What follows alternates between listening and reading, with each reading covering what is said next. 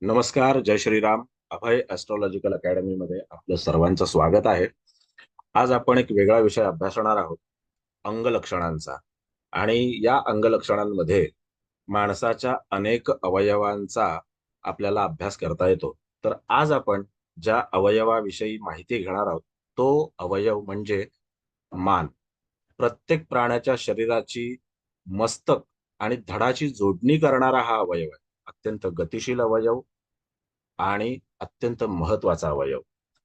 या मानेवर शरीराच्या श्वसनाची आणि पोषणाची जबाबदारी तर आहेच, पण शारीरिक आणि मानसिक सामर्थ्य दर्शवण्याचं काम देखील ही मानच करत असते.